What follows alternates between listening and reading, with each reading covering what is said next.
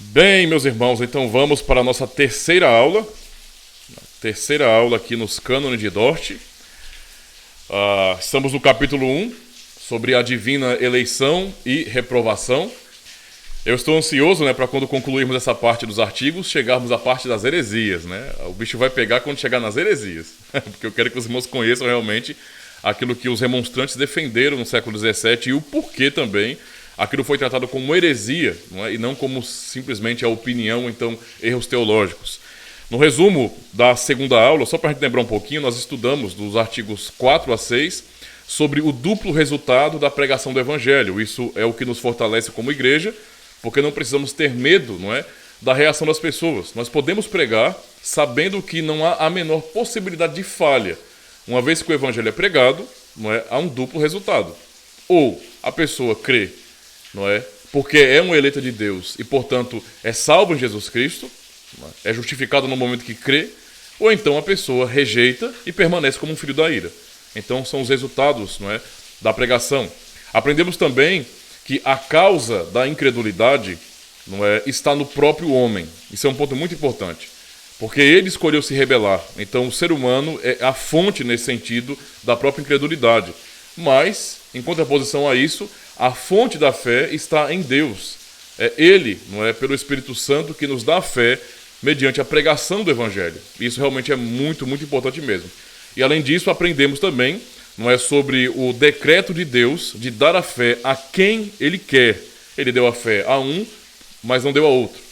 Cada um, então, desses artigos, eles fortalecem os artigos que vêm à frente. Então, está tudo muito bem amarrado, muito lógico e muito bem explicado de acordo com a palavra de Deus. Então, um ponto que é bom observar é que os artigos são estritamente bíblicos. Mas os irmãos podem, às vezes, notar que quando vamos ler um artigo, muitas vezes o artigo, 50% ou até mais do artigo, é a citação direta da palavra de Deus. Para mostrar que o que é defendido como fé reformada, na verdade, é o próprio Evangelho. Tá? Hoje vamos, então, para o artigo 7, que vai falar sobre a definição de eleição, certo? Então é importante compreender, nós confiamos, cremos, confessamos que Deus elegeu, mas é importante compreender a natureza dessa eleição.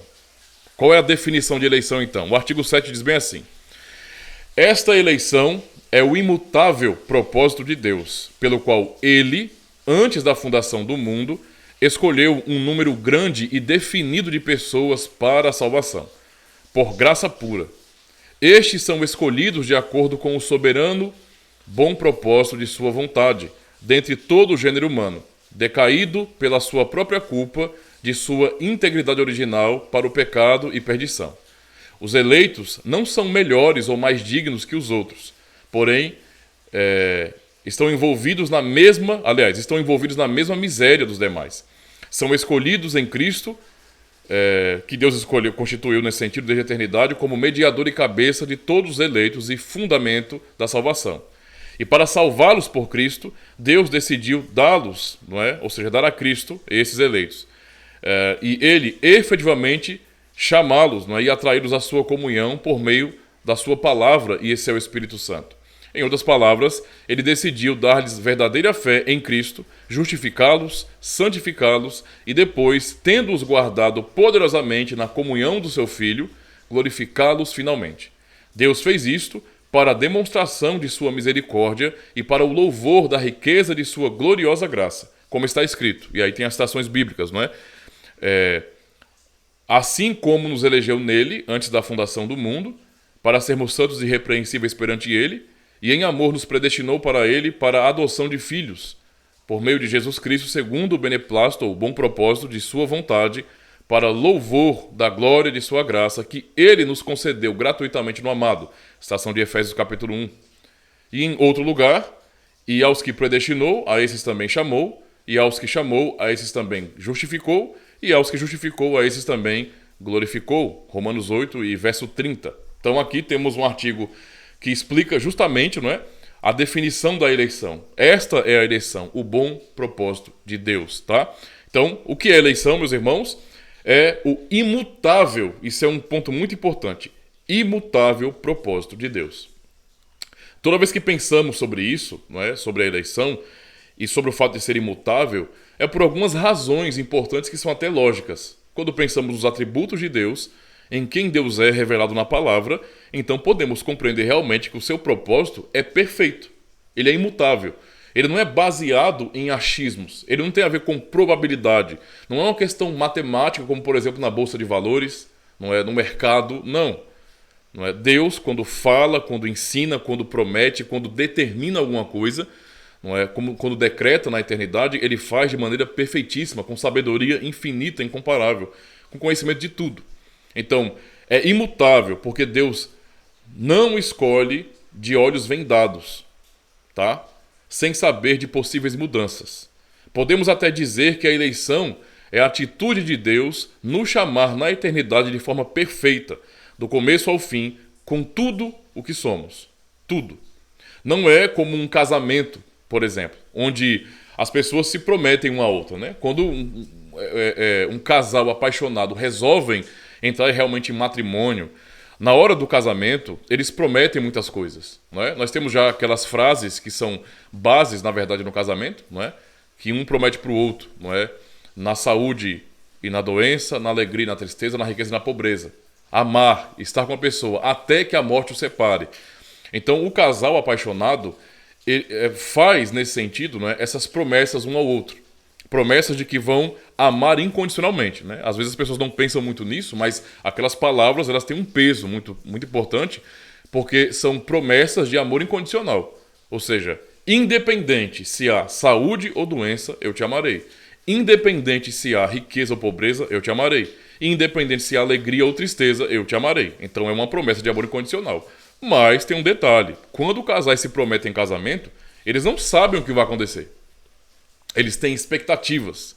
Eles nutrem as melhores expectativas, não é? Eles colocam os sonhos que eles têm para construir uma vida juntos bem à frente. Mas a verdade dos fatos é que eles não sabem o que vai acontecer. Eles não podem dizer o que vai acontecer amanhã, não é? Acontece, de repente, de um casal realmente se casar, todos observarem, compartilharem aquele momento belo, não é, de amor deles, onde eles estão prometendo amor um ao outro, e de repente, no mesmo dia, um deles morrer. Isso pode acontecer, isso acontece na verdade. Eu até conheci um caso disso, certo? Então, quando nós prometemos amor, ou quando prometemos alguma coisa, nós não podemos dar garantias disso. Inclusive, a aliança que nós carregamos é como se fosse uma garantia disso, né? Certo? Uma garantia de que eu vou amar a pessoa. Mas eu não posso dizer o que vai acontecer amanhã, e nem tampouco eu posso garantir que eu não mudarei amanhã.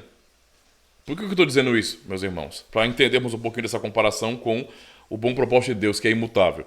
Porque as pessoas elas prometem isso e de repente alguma coisa acontece, um adultério no meio do caminho, não é? A pessoa muda o seu comportamento, sei lá, muda a aparência, eu não sei. Acontece alguma coisa e de repente esse casal resolve, não é, se divorciar. Isso, infelizmente, é recorrente no nosso mundo. As pessoas casam, prometem tudo, mas se alguma coisa mudar na pessoa, elas simplesmente se separam, se abandonam. Então isso mostra que aquela promessa incondicional é mentira, né? Elas não conseguem cumprir isso aí. E o ponto é esse. Mas quando Deus decreta, quando Deus promete alguma coisa, Ele não faz como nós fazemos. Nós não sabemos o que vai acontecer. Mas Deus, que sabe tudo, pode, de maneira perfeita, garantir, certo, a salvação dos seus. Por isso o seu propósito é imutável, não é? É imutável. Ele sabe de tudo quando ele escolhe. Ele não está esperando as coisas acontecerem para que então ele possa manter ou não a sua fidelidade. Não. Ele sabe de tudo. Absolutamente tudo. Por isso é que podemos dizer com segurança que o seu propósito é imutável. É isso que é a eleição. A eleição não pode ser mudada. A eleição ela não depende de condição nenhuma, não é? Simplesmente Deus elege na eternidade e essa eleição dele incondicional é imutável, certo? Nada pode alterar este fato. Então, aprendemos já aqui como que essa doutrina ela é consoladora para o povo de Deus. E aí podemos imaginar, né, como os cristãos, naquele contexto do século XVI, não é? Eles acabaram de vir do próprio século da Reforma Protestante, onde muitos foram perseguidos e não tinham a esperança que a igreja deveria dar naquele momento, não é? Ouvirem essa mensagem e serem consolados pelas palavras de Cristo, aprendendo que Ele é um Salvador seguro e que Deus elegeu e que a existência da igreja não é uma existência acidental, não somos uma mera seita neste mundo. Nós existimos aqui, estamos vivendo e avançando na pregação do Evangelho e tudo que nós fazemos tem propósito eterno, não é sem razão. Por isso, não é, somos consolados com essa verdade de que o propósito de Deus é imutável. Ainda comentando mais um pouquinho, também se fala, Deus escolheu então da raça humana quem Ele quis. E aí lembro da aula anterior, onde pensamos naquela questão de infralapsarianismo, supralapsarianismo, que entenderemos melhor um dia, mas o ponto aqui é mostrar, não é, que Deus escolheu da raça humana caída, tá? Quem Ele quis escolher. Então é como se Ele contemplasse a humanidade caída, em estado de condenação, e então Ele escolhesse ali. Ou seja, não há a menor diferença, tá? Porque Deus escolheu da raça humana caída, então defendemos esse artigo que não há a menor diferença entre os homens, tá? Se tem uma coisa que muitos que não são calvinistas procuram, é tentar de alguma maneira justificar a eleição de Deus. Quando se admite, veja, na maior parte das vezes se nega a eleição. Mesmo estando ali na Bíblia, as pessoas acabam fechando os olhos para isso. Não é? Mas quando se admite a eleição, no caso do arminianismo clássico, não se admite a eleição incondicional. As pessoas querem achar alguma coisa no próprio ser humano que justifique Deus ter elegido. Não é? Foi isso? Então, eu pensei que tinha caído alguma coisa aqui. Ou caiu, mas eu também não vi o que é. Mas tudo bem. Então, veja, as pessoas não querem assumir uma eleição incondicional, mas querem achar no próprio ser humano uma razão, uma motivação para Deus escolher. Então, no fim, o homem, nesse sentido, deve preencher alguns requisitos. Não é? Tem que haver do homem alguma coisa que leve Deus a escolhê-lo. Não é? Isso realmente é o que muitos acabam procurando. Então, basicamente, é como se você procurasse achar, como se Deus procurasse os melhores na raça humana para então escolhê-los. Certo? Isso é uma coisa ridícula. Na verdade, quando nós olhamos para o que a Bíblia ensina, nós sabemos que todos pecaram e destituíram da glória de Deus. Não é? Romanos 3:23. Então, até no capítulo 10, não há nenhum justo, nenhum sequer, não há quem entenda, não há quem busque a Deus. É um raio-x que Paulo faz a lei da natureza humana, da humanidade. Então, veja, não há nenhum justo, não há nenhum sequer. Verso 10, não é isso? Romanos 3. Verso 11. Não há quem entenda e não há quem busque a Deus. Não é? Todos se extraviaram, a uma se fizeram inúteis. Não há quem faça o bem, não há nenhum sequer. Então, este é o estado da humanidade. E Deus olha para o ser humano assim. O que isso nos ensina que é importante? Que os eleitos de Deus, diferente do que algumas pessoas pensam, eles não nascem santos. Olha só. Eles não nascem santos. Eles não nascem com um DNA dos eleitos. Porque algumas pessoas pensam assim, é como se, quando nós falamos de doutrina de eleição, inclusive quando pensamos em que a salvação não se perde, não é? Porque Cristo é fiel nesse sentido, as pessoas não olham para Cristo e sua promessa, elas olham para o ser humano e ficam imaginando, será que esses eleitos, então, eles não têm um tipo de DNA especial, né? Eles não têm algo neles especial que mantenha eles firmes nesse sentido? Que seja deles mesmos? Não. Os eleitos nascem como qualquer outro. Pecadores, miseráveis, em estado de condenação. Certo? Então é o que nós vemos, por exemplo, em Efésios 2, versos 3 e 5 a 5. Ouçam com atenção. Paulo vai dizer, entre os quais todos nós também antes andávamos. Então Paulo fala isso, lembre-se, no capítulo 1 ele vai falar sobre eleição e predestinação. E no capítulo 2, ainda dando ênfase à graça de Deus, Paulo está dizendo justamente isso para fazer a comparação e lembrar aos irmãos do que cada um deles ali, que são vistos como eleitos de Deus porque são membros de Cristo, não é? Era antes da graça de Deus alcançá-los. Então, entre os quais todos nós também antes andávamos nos desejos da nossa carne, fazendo a vontade da carne e dos pensamentos. Essa era a nossa realidade antes desta graça se manifestar, nos chamando. E ele vai dizer mais, e éramos por natureza filhos da ira como os outros também. Então os eleitos de Deus, eles nascem pecadores. Não é? Os eleitos não nascem nesse sentido prontinhos, eles não nascem santos, eles não nascem justificados de jeito nenhum. Os eleitos nascem pecadores, como qualquer outro, em estado de condenação. Quem é que muda esse estado, esse status? É o próprio Deus. Lembre-se de João 1, não é? Deu-lhes o poder de serem feitos filhos de Deus. Sermos feitos filhos de Deus é um poder que nos é dado. Primeiro, o pastor das ovelhas nos chama pela pregação do evangelho. E então, esse status de filhos da ira é mudado para filhos de Deus, tá? Então, Paulo está dizendo, e éramos, por natureza, filhos da ira, como os outros também. Tá certo? Mas Deus, que é rico em misericórdia, pelo seu muito amor com que nos amou, estando nós mortos em nossas ofensas, nos vivificou juntamente com Cristo, pela graça sois salvos. Então, este é o ensino bíblico realmente acerca da eleição. Tá? Deus escolhe da raça humana caída. Então, os eleitos não têm nenhuma razão para o orgulho. Então, isso é importante para nós, porque se alguém diz que é reformado, calvinista, e é uma pessoa orgulhosa por conta disso, esse indivíduo está sendo muito incoerente. E eu sei que tem pessoas assim, mas são completamente incoerentes. Não existe, observem, não existe nenhuma razão nas doutrinas reformadas para tornar alguém, não é, uma pessoa arrogante. Não tem como. Não faz sentido. Tá? Porque todas as doutrinas reformadas, não é, especialmente quando nós falamos de doutrinas da graça, dão testemunho da nossa realidade.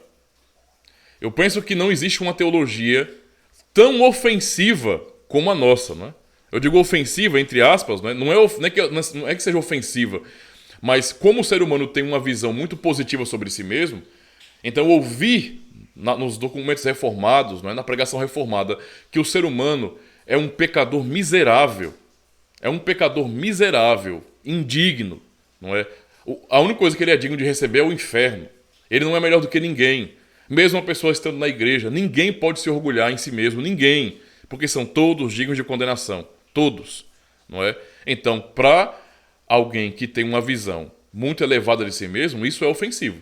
Nossa doutrina, então, coloca o ser humano no seu devido lugar, não é? Tanto é que, por exemplo, pensando nas pregações catequéticas, não é? Eu acabei de terminar a primeira parte do catecismo na congregação, então nós começamos o ano no dia do Senhor 1 e vamos até o dia do Senhor 4, expondo o pecado do ser humano. Então é a parte onde nós nos concentramos em falar sobre a depravação total, basicamente. Para mostrar como é que o ser humano está perdido em pecados e miséria. E como depois somente Cristo é quem o salva disso aí. É quem o salva disso aí.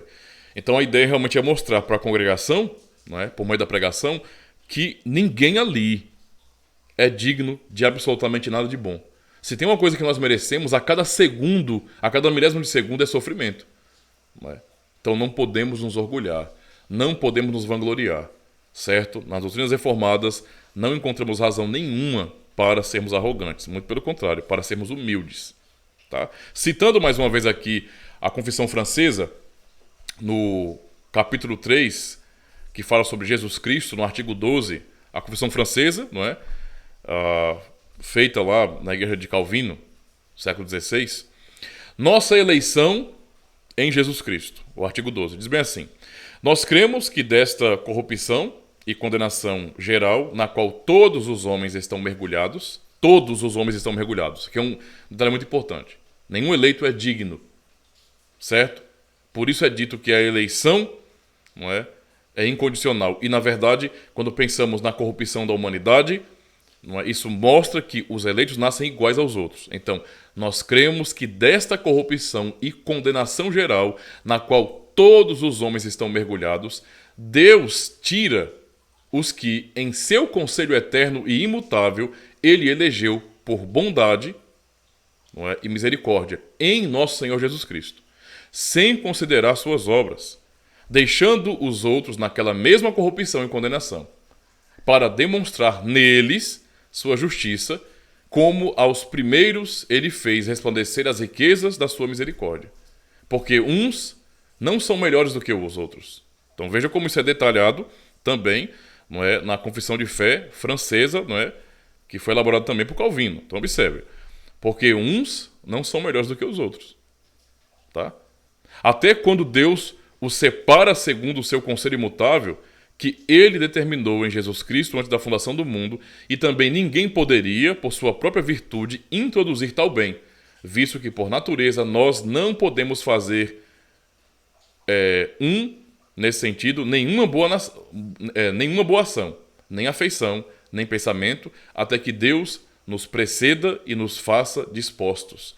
Então, esse é o ensino plenamente reformado. Você pode ler isso na confissão lá francesa, né, com Calvino, tal, Genebra, nas 3 formas de unidade e também nos padrões de Westminster. Essa é a realidade. Tá? A nossa eleição é totalmente incondicional. Não há nada no ser humano, não há nada em nós nesse sentido.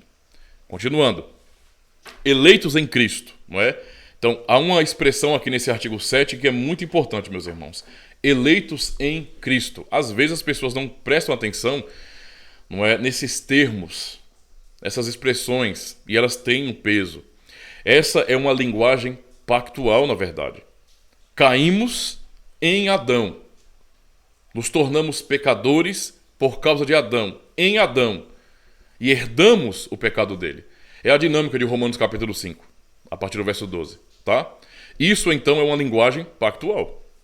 Então, eu vou só lembrar alguns trechos de Romanos 5, a partir do verso 12, quando Paulo faz um paralelo entre Adão e Cristo. Como todos morreram em Adão e como, nesse sentido, muitos serão regenerados, salvos em Cristo, justificados em Cristo. Então, nós lemos, por exemplo, lá: portanto, como por um só homem entrou o pecado no mundo, e pelo pecado a morte, assim também a morte passou a todos os homens. Por isso todos pecaram. Percebam, não é? Como nós herdamos o pecado de Adão e nós somos culpados. A Escritura mostra que nós herdamos o pecado de Adão, certo? E nós herdamos esse pecado não para pensar assim, tipo, nós herdamos o pecado de Adão, miserável Adão, ou infeliz, não é? Poxa, eu não sou culpado, não é? Eu estou nessa situação de miséria porque Adão me colocou nisso. Não, o texto diz, da palavra de Deus, por isso todos pecaram. Então aqueles que herdaram são pecadores, são culpados igualmente, tá? Então, essa é a linguagem nesse sentido pactual também. É para dizer que Adão era o nosso cabeça pactual. Ele era o cabeça pactual da humanidade inteira, o seu grande representante. Aquilo que ele fez, não é, também atingiu nossa vida. Então, nele, em Adão, toda a humanidade morreu. Nele, em Adão, todos, não é, caíram e se tornaram inimigos de Deus. Nasceram já como filhos da ira, como inimigos de Deus. Mas em contraposição a isso, não é? Quando nós falamos sobre a doutrina da eleição nesse sentido, aprendemos que fomos salvos em Cristo. É a mesma linguagem pactual. Em Cristo. Tá? Em Efésios 1, verso 4, nos escolheu nele, isto é, Cristo. Então, veja, a linguagem que Paulo está usando em Efésios 1, não é? A partir do verso 3, é uma linguagem totalmente pactual. É ênfase nele, em Cristo. Então, nos escolheu nele. Assim como nós caímos e morremos em Adão, fomos eleitos e salvos em Cristo. Então, nos escolheu nele, certo? Verso 4. Verso 7 também vai dizer em Cristo, não é? No caso, em quem, ou seja, Cristo, temos a redenção. Nele temos a redenção, não é? Verso 10. De tornar a congregar em Cristo. Então, mais uma vez, sempre essa linguagem pactual. Verso 11. Nele, isto é, em Cristo. Mais uma vez. Verso 13. Em quem também vós estáis. Nós estamos em Cristo, nele. Tá? Podemos entender, então, literalmente que em Adão nós morremos, mas em Cristo fomos eleitos, pois ele é o eleito de Deus, em quem temos a filiação e todas as bênçãos, não é, celestiais. Tudo o que temos e que somos é em Cristo. Tá? Tudo é em Cristo. Tudo que temos é em Cristo. Então, isso é importante para nós porque a linguagem realmente é essa. Né? É uma linguagem bem pactual mesmo. É uma linguagem que nos coloca dependentes, não é, e completamente ligados a esses cabeças pactuais, a Adão e a Cristo. certo? Então, isso é um ponto muito importante. Por isso que em Efésios, aliás, em Romanos 5, Paulo, basicamente, ele aborda Cristo ali como se fosse um segundo Adão. Porque ele vai dizer em Romanos 5 justamente isso, né? Que Adão era a figura daquele que viria. Isto é, tipo de Cristo, né? Mas tipo em que sentido? Como cabeça pactual. Ou seja, Adão tinha responsabilidade nele sobre toda a humanidade. Assim, Cristo também tem nele a responsabilidade pelos eleitos de Deus, né? Pelo povo salvo. Então veja como isso é importante para nós, não é? Para que venhamos compreender essa doutrina. Agora, citando a parte final do artigo, vocês percebem aí que a parte final do artigo já é a citação da própria Bíblia. Então temos aqui, por exemplo, o texto de Efésios, mais uma vez, assim como nos escolheu nele antes da fundação do mundo, para sermos santos e irrepreensíveis perante ele, e em amor nos predestinou para ele, para a adoção de filhos, por meio de Jesus Cristo, segundo o beneplácito, segundo o bom propósito de Deus, não é? De sua vontade, para louvor da glória de sua graça, que ele nos concedeu gratuitamente no amado. Mais uma vez a expressão no amado é para falar em Cristo, nele, não é? E em outro lugar, também no caso, em Romanos 8:30, nós temos aqui realmente algo fantástico, porque eu não sei como é que uma pessoa consegue negar isso, né? Não faz sentido, porque é muito claro. Né? E aos que predestinou, certo? A esses também chamou. E aos que chamou, a esses também justificou. E aos que justificou, a esses também glorificou. Esse é o bom propósito de Deus, o propósito imutável de Deus, que é a eleição. A eleição, então, ela não é um propósito incompleto, digamos assim. Não é algo inconclusivo, muito pelo contrário, é algo conclusivo, onde Deus elege os fins, não é? E também os meios para a salvação do seu povo. Então, os eleitos nascem no estado de condenação de qualquer outra pessoa, como filhos da ira. Mas Deus não só predestinou eles para a salvação. Porque alguém poderia pensar assim, eita, então se os eleitos nascem pecadores como os outros, se eles não têm nenhum tipo de vantagem nesse sentido além dos outros, no que diz respeito a não terem uma natureza melhor do que os demais, mas são iguais pecadores, então será que não é possível algum eleito se perder? Tem gente que acaba fazendo essa analogia meia louca, né? Tipo, será possível que um eleito, Deus escolheu a pessoa, mas a pessoa ainda não vai se perder no final?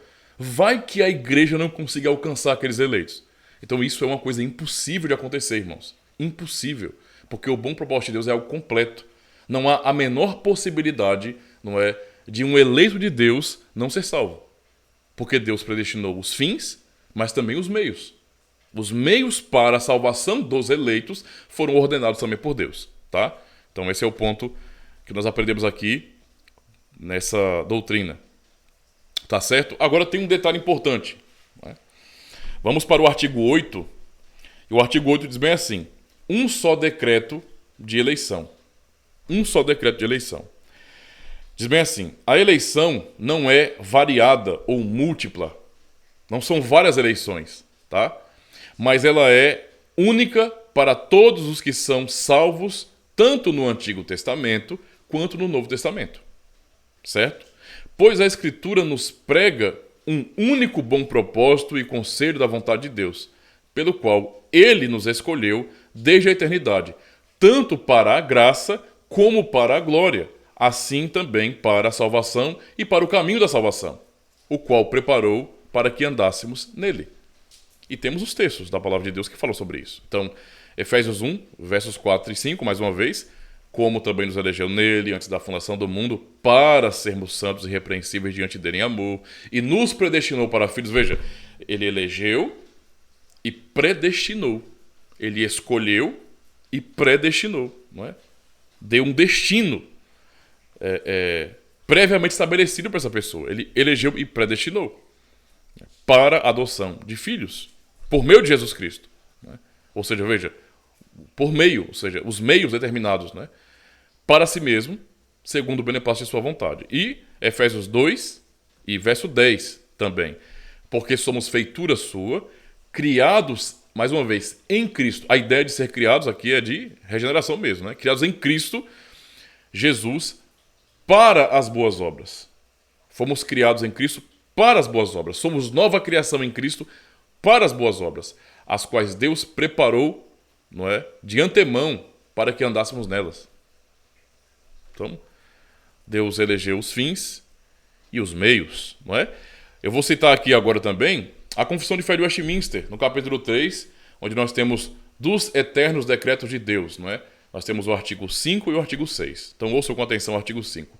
Segundo o seu eterno e imutável propósito, e segundo o santo conselho e beneplácito de sua vontade, percebam que a linguagem é muito parecida, justamente porque as confissões são realmente bíblicas, meus irmãos. Bíblicas mesmo, tá? Deus, antes que fosse o mundo criado, escolheu em Cristo, para a glória eterna, os homens que são predestinados para a vida. Para o louvor da sua gloriosa graça, ele os escolheu de sua mera e livre graça e amor, e não por previsão de fé. Ouçam bem, isso aí é o artigo seguinte, o artigo 9. Então, não por previsão de fé, certo? Ou de boas obras, não é? E perseverança nelas, ou de qualquer outra coisa na criatura que a isso o movesse, como condição ou causa. Então, assim como nos cânones, vamos ser lá para frente também, não é? Isso mais esclarecido, inclusive quando fomos observar as heresias arminianas e a resposta reformada, reafirmando os artigos que já lemos, perceberemos também essa linguagem. Mas aqui já é adiantado para nós, dos padrões de fé de Westminster, que, basicamente, Deus não foi constrangido por nada no ser humano. Então, nada em nós atraiu Deus a nos salvar. Olha só. Né? Nada em nós. É tudo pelo seu próprio beneplácito, porque aprove ao Senhor. Tá? O artigo 6, então, não é, da Confissão de Fé de Westminster, diz bem assim: assim como Deus destinou os eleitos para a glória, assim também, pelo eterno e muito livre propósito de sua vontade, preordenou todos os meios conducentes a esse fim. Então, o que eu tinha falado para vocês agora há pouco era que Deus predestina os meios e os fins. Então, isso está sendo dito aqui na Confissão de Fé de Westminster. Assim como Deus destinou os eleitos para a glória, assim também, pelo eterno e muito livre propósito da sua vontade, preordenou todos os meios, não é, conducentes a esse fim. Ou seja, ele ordenou e ele mesmo providencia tudo aquilo que é necessário para chamar esses eleitos. Não tem como escapar de Deus, ok? Os que, portanto, são eleitos, achando-se caídos em Adão. Então, para reforçar isso aqui, olha. Os que, portanto, são eleitos, achando-se caídos em Adão, essa linguagem pactual, e lembramos do texto de Efésios, capítulo 2, não é? Que nós também éramos filhos da ira, como os demais também, não é? Então, os que, portanto, são eleitos, achando-se caídos em Adão, são remidos por Cristo. São eficazmente chamados para a fé em Cristo pelo seu Espírito, que opera no tempo devido, tá? Então, determinou os meios e os fins, tá? E, portanto, meus irmãos, no tempo determinado por Deus é que ele chama os seus eleitos. Aí lembra daquela questão da graça irresistível, né? Que os remonstrantes negam isso, dizendo que o homem, ele pode realmente resistir?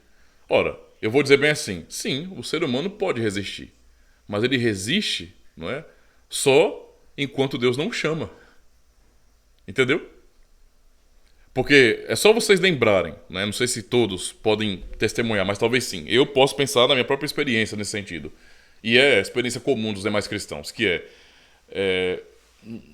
acho que talvez a maioria de nós não toma a ação de ir para a igreja e se converter ao evangelho a primeira vez que somos chamados, certo? Por um irmão, por uma pessoa da igreja, numa pregação. Eu lembro que muitas vezes eu disse não, né?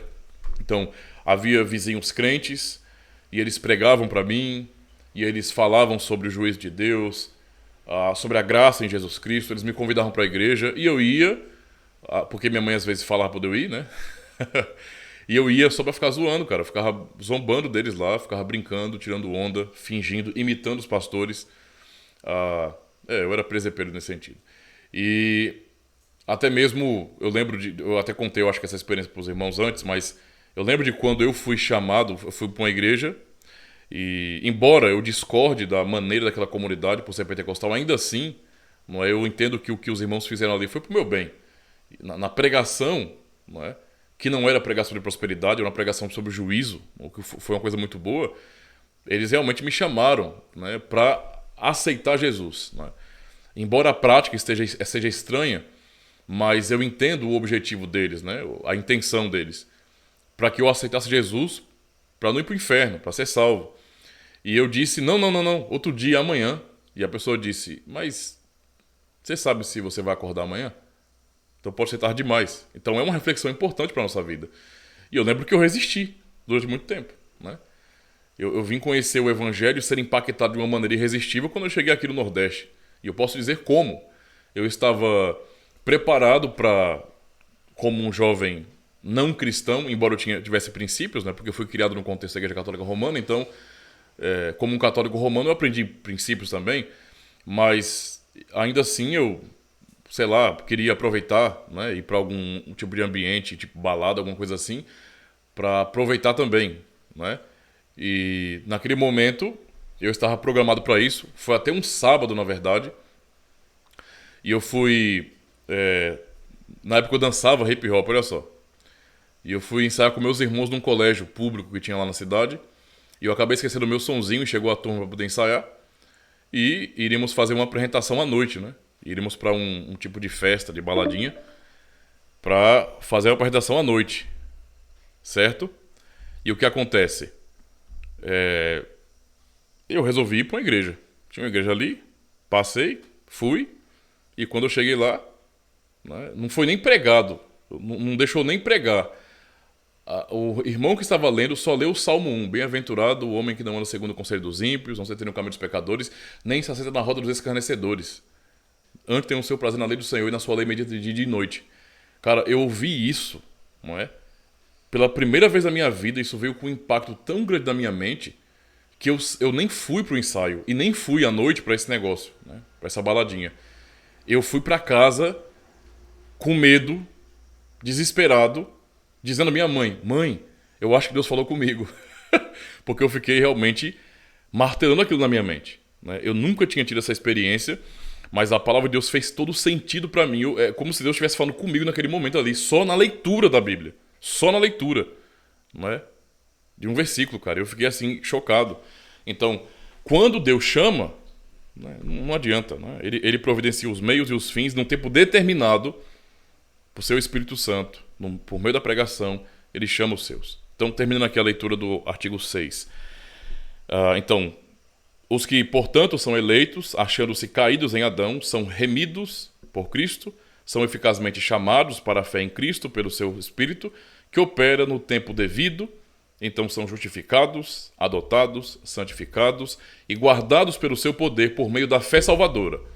Além dos eleitos, não há nenhum outro que seja remido por Cristo, eficazmente chamado, justificado, adotado, santificado e salvo, né? Só realmente os eleitos, ok? Eu vou, meus irmãos, está quase encerrando esse tempo aqui da videochamada. Então, os irmãos aqui, por favor, eu vou tirar agora, vou encerrar essa chamada. Vou começar outra imediatamente, eu já entrei logo, tá certo? Para continuarmos aqui a aula. Se atentem aí.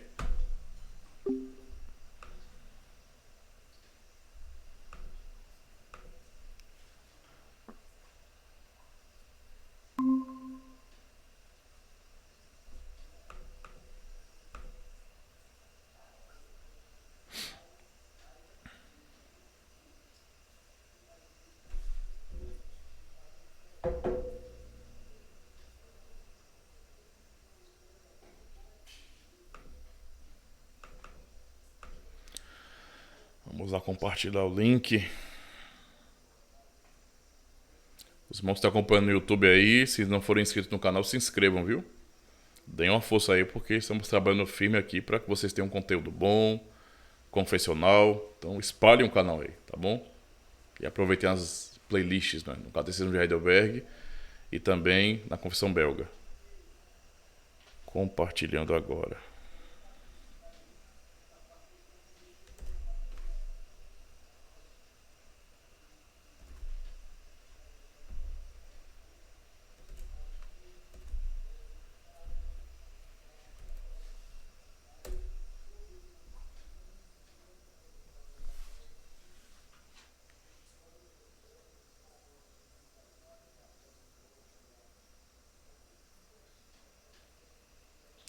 Aí também conheça o meu canal no Cos TV. Tá certo? Vou deixar o link aqui na descrição depois. Beleza? Esperar os irmãos aqui, agora acionarem de novo. Já veio um.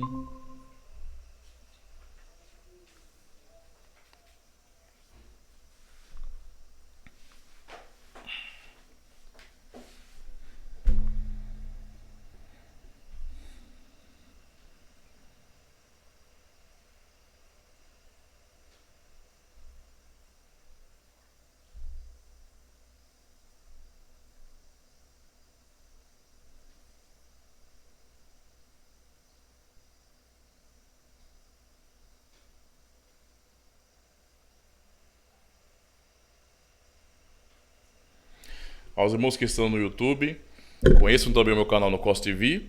É uma plataforma aí relativamente nova, né? Eu estou conhecendo agora também. É um pouco diferenciado aqui do YouTube, mas pelo menos no que diz respeito à questão de opiniões, né? Eu já tenho ouvido que é uma plataforma que não tem, aliás, que mantém muito respeito à liberdade de expressão. Então, eu não vou fazer um canal igualzinho daqui lá, né? Mas eu vou realmente abordar outros assuntos também, né? Às vezes tocar alguma questão política, comentar alguma série, sei lá, alguma coisa nesse sentido. E de vez em quando fazer corte desse canal para lá, né? Vai ser um pouco diferenciado. Então, quem não conhece o Cos TV, conheça aí o meu canal no Cos TV, tá certo? Tá até escrito Ademir Virê, né? Homenagem aí a um dos grandes teólogos da fé reformada. Inclusive também, se eu não me engano, foi um dos que ajudaram ali, junto com Teodoro Beza, Pierre Viré também, né? A confissão de fé francesa. Vamos lá, dando continuidade aqui à nossa aula. Então, vamos para o artigo 9 agora. Já vimos aí, então, sobre a definição de eleição, certo? No artigo 8, um só decreto de eleição. Então, a eleição não é variada. Por que isso é abordado assim, né? Porque, por exemplo, eu já ouvi, né, já li a respeito de alguma tradição cristã que acaba confessando, por exemplo, que há mais de uma eleição, né? Os remonstrantes também ensinaram isso. Mas, basicamente, há pessoas que falam sobre duas formas de salvação, né? Uma seria pela eleição e a outra pelo esforço mesmo, né? Então tem esse tipo de viagem. Por isso que é falado que a eleição ela não é variada, não é múltipla, na verdade. É um só propósito imutável de Deus, certo? Vamos aqui para o artigo 9, então, agora, que fala sobre a eleição não é baseada em fé prevista. Tá? Que diz bem assim: esta eleição não é baseada em fé prevista, em obediência da fé, santidade ou qualquer boa qualidade ou disposição que seria uma causa ou condição previamente requerida ao homem para ser escolhido. Mas a eleição é para a fé, obediência de fé, santidade e etc. Eleição, portanto, é a fonte de todos os bens da salvação, de onde procedem a fé, a santidade e os outros dons da salvação. E, finalmente, a própria vida eterna com os seus frutos. Conforme o testemunho do apóstolo, em Efésios 1:4, né? Ele nos escolheu nele, né, para sermos santos e irrepreensíveis, tá? Então, esse é um artigo muitíssimo importante porque, diferente do que dizem os remonstrantes, né, e até os arminianos clássicos hoje, que Deus realmente ele elegeu baseado em fé prevista. Então, esse artigo realmente já quebra essa ideia, mostrando que a eleição não é baseada em fé prevista, em obediência de fé, em santidade ou qualquer outra boa qualidade ou disposição, que seria uma causa ou condição previamente requerida ao homem para ser escolhido. Tá? Não é como as eleições que nós realizamos no Brasil ou em outro país, as eleições dos políticos, onde eles fazem a sua propaganda e nós então escolhemos. Não é? Não tem nada a ver com isso. Eu vou citar aqui mais uma vez a Confissão de Fé de Westminster, capítulo 3, só o artigo 5º. Diz bem assim: segundo o seu eterno e imutável propósito, não é? E segundo o santo conselho e beneplácito de sua vontade, Deus, antes que fosse o mundo criado, escolheu em Cristo para a glória eterna os homens que são predestinados para a vida. Para o louvor da sua gloriosa graça, ele os escolheu de sua mera e livre graça e amor, e não por previsão de fé. Então a eleição é baseada em fé prevista. Então uma linguagem parecida com os cânones de Dort, né? Ou de boas obras, ou perseverança nelas, ou de qualquer outra coisa na criatura que a isso o movesse, como condição ou causa. Então quem defende a ideia de fé prevista, no fim, está colocando o mérito no homem. O homem cumpre, não é, pré-requisitos e então Deus, na eternidade, o vê cumprindo tais pré-requisitos e, baseado nisso, o elege. Então, a glória da salvação, no fim, é do homem. A realidade é essa. Né? Por mais que não se admita, mas é a conclusão lógica. Certo? Então, a pergunta, fé prevista? Será que isso é real? Isso faz sentido realmente na Bíblia? Uma das bases que os arminianos usam é 1 de Pedro 1, verso 1 e 2, quando Pedro fala: Pedro, apóstolo de Jesus Cristo, aos estrangeiros dispersos no Ponto, na Galácia, Capadócia, Ásia e Bitínia, eleitos segundo a presciência de Deus Pai, em santificação do Espírito, para a obediência e aspersão do sangue de Jesus Cristo. Graça e paz vos sejam multiplicadas. Então, é nisso que muitas vezes se apegam, né? Eleitos segundo a presciência de Deus Pai. E nessa simples frase, eles vão atribuir que Deus previamente viu, não é? E baseado no que ele viu previamente é que ele elegeu. Isto é, naquelas condições que citamos ali. Tá? A compreensão dos remonstrantes era realmente essa. Que o homem, dentro de todas as condições que Deus determinou, estava ali, por exemplo, a obediência da lei, certo? A fé e outras boas qualidades. Então, eles entendem com esse texto de 1 de Pedro, não é, que Deus elegeu, não incondicionalmente, mas elegeu baseado em uma fé prevista, e eles pensam nesse texto para isso. Mas a Escritura, não é, ela não deixa margem para esse tipo de pensamento. Não é? É uma loucura interpretar assim. Porque já lemos em Efésios 1, onde você tem um texto muito mais completo sobre a doutrina da eleição, que a eleição não é porque nós éramos, não é baseado no que foi visto em nós previamente, mas é uma eleição para e não porque somos santos ou irrepreensíveis.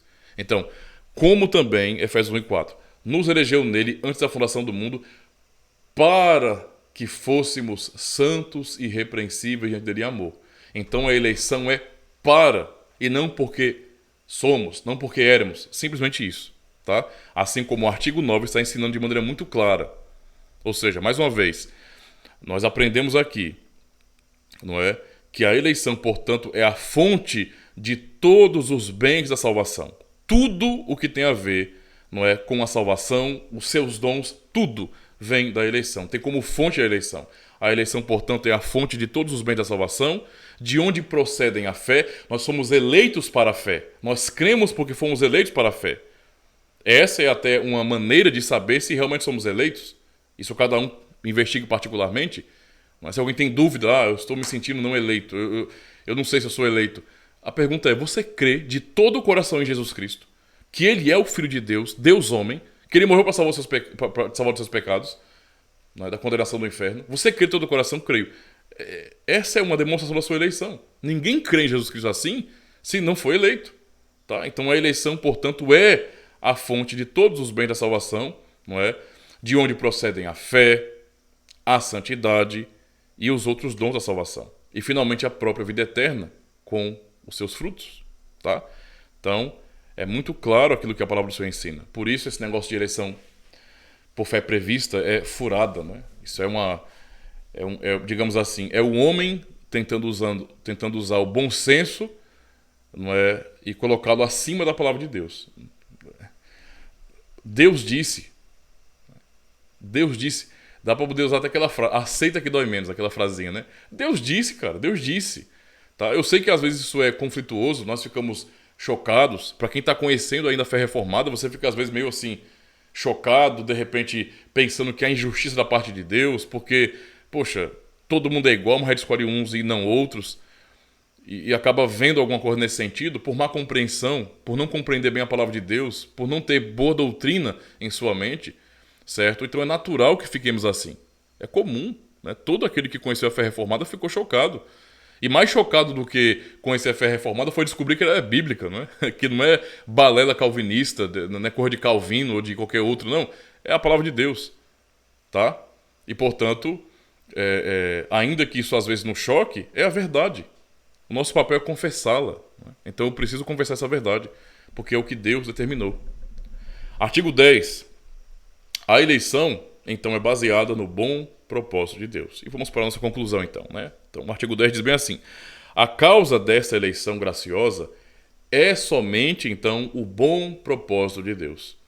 Este bom propósito não consiste no fato de que, dentre todas as condições possíveis, Deus tenha escolhido certas qualidades ou ações dos homens como condição para a salvação. É incondicional.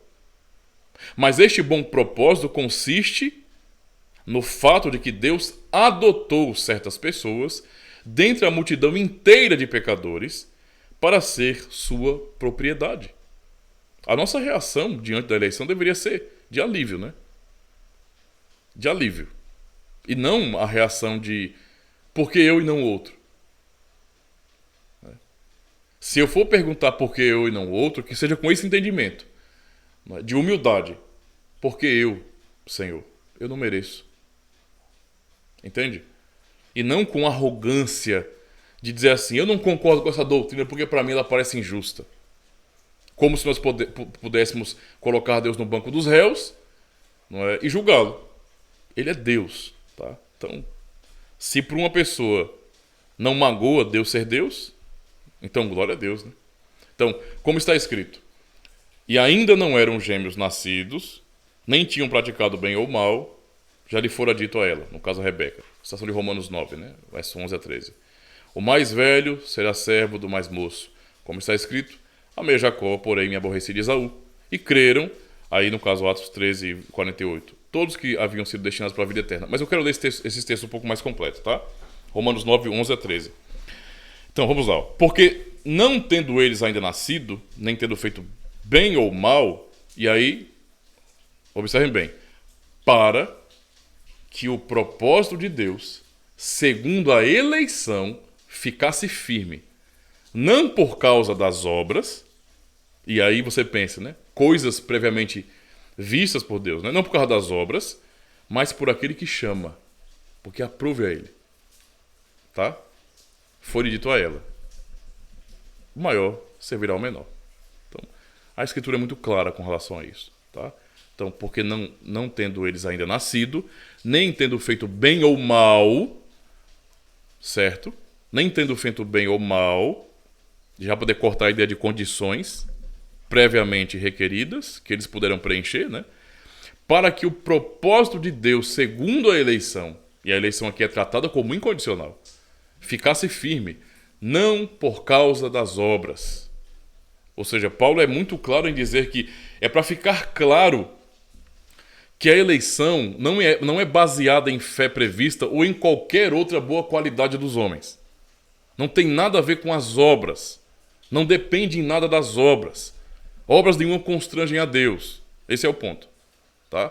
Não por causa das obras, mas por aquele que chama. Tudo tem a ver com Deus, com o seu beneplácito, com a sua vontade. Simples. Ok? E aí tem um texto de Atos 13, versos 44 a 49, que diz bem assim, olha.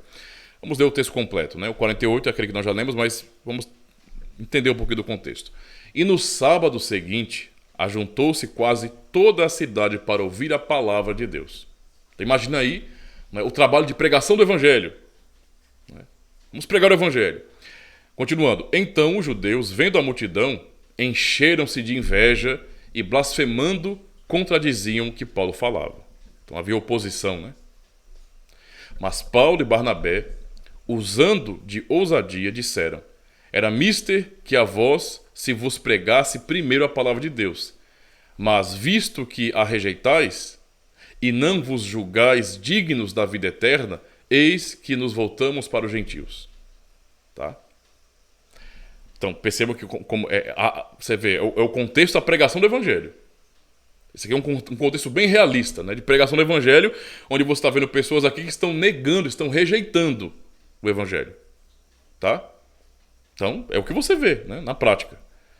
Porque o Senhor assim nolo mandou. Eu te pus para a luz dos gentios, a fim de que sejas para a salvação até os confins da terra. Ouçam. E os gentios, ouvindo isto, alegraram-se e glorificavam a palavra do Senhor. E creram todos quantos estavam ordenados para a vida eterna. E a palavra do Senhor se divulgava por toda aquela província. É exatamente isso que vemos, não é? No mais real possível do contexto de pregação. E vemos aqui o duplo resultado. Uns rejeitando e outros se alegrando com a palavra de Deus e a aceitando. Porque o texto diz: creram todos os que haviam sido ordenados, não é, para a vida eterna. Então, a palavra do Senhor é clara e a doutrina reformada é bíblica, meus irmãos. Eu quero então encerrar aqui essa aula, agradecendo aos irmãos que estão acompanhando pelo YouTube. Deus abençoe a vida de vocês. Continuem acompanhando essas aulas.